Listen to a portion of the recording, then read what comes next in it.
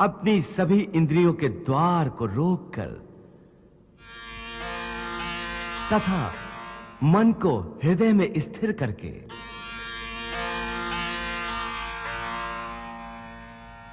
और प्राण को मस्तिष्क में स्थापित करके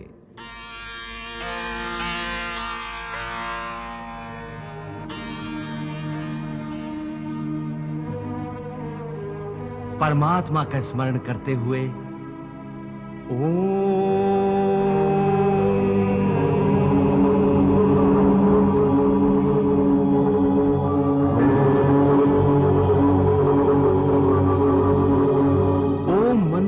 उच्चारण करे तो वो मनुष्य जीवन भर कितना ही पापी क्यों न रहा हो, उसे मोक्ष अवश्य प्राप्त हो जाएगा। देवी, ओम केवल एक शब्द नहीं है, समस्त मंत्रों का शिरोमणि मंत्र है ओम।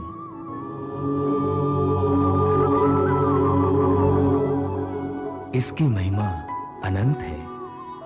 आध्यात्मिक साधना की सफलता का केंद्र बिंदु ओम है। सिद्धि प्राप्ति का सूत्र भी ओम है। ये वो कमंडल है जिससे सारा ज्ञान और सारी सृष्टियां उत्पन्न हुई हैं।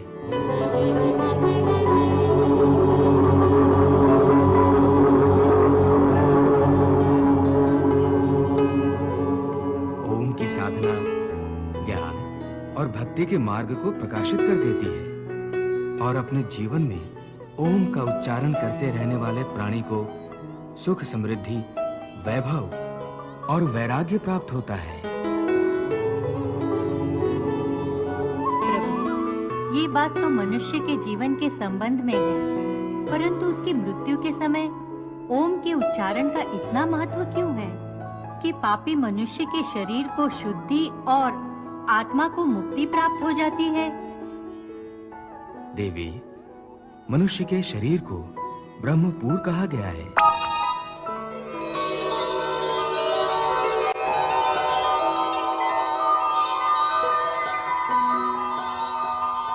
और मानव देह के भीतर हृदय कमल में आत्मा की दिव्य ज्योति प्रकाशित रहती है।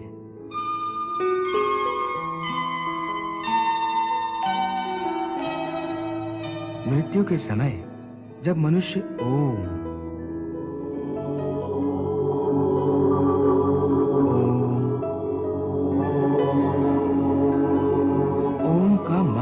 उच्चारण एक लय के साथ करता है तो आत्मा और परमात्मा दोनों ही महासुख और महा आनंद के साथ नाच उठते हैं और दोनों एक दूसरे से मिलन के लिए ऐसे व्याकुल हो जाते हैं जैसे युगों युगों से बिछड़े हुए दो प्रेमी सारी सीमाएं तोड़कर एक दूसरे में समा जाने को एक दूसरे की ओर बढ़ते हैं।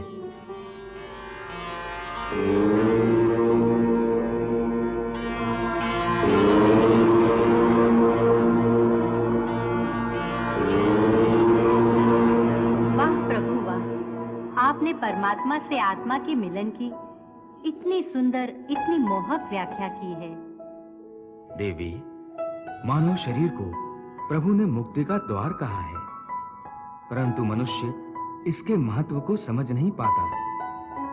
इसी महत्व के कारण मानव शरीर की रचना भी विशेष रूप से की गई है। मनुष्य का देह एक छोटा सा ब्रह्मांड है जिसमें समस्त लोकों का निवास है। ब्रह्मरंध्र ब्रह्मलोक का प्रतीक है। मानव शरीर में तीनों लोक कैसे समा गए हैं प्रभु? मनुष्य के शरीर में पैरों से नाभि तक भूलोक है।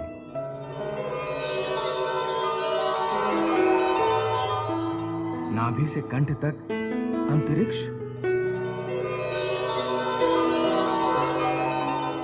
तथा कंठ से कपाल तक स्वर्गलोक है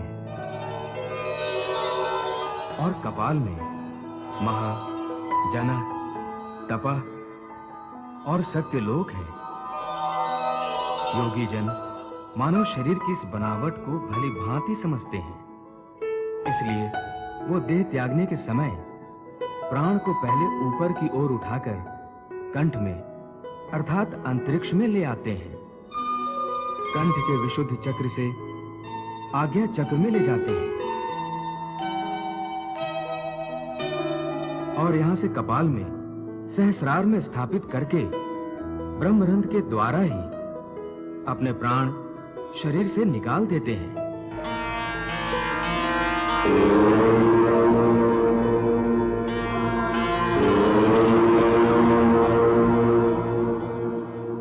साधारण मनुष्य को इस विधि का ज्ञान नहीं होता, इसलिए उनके प्राण प्रायः दूसरे द्वारों से निकलते हैं।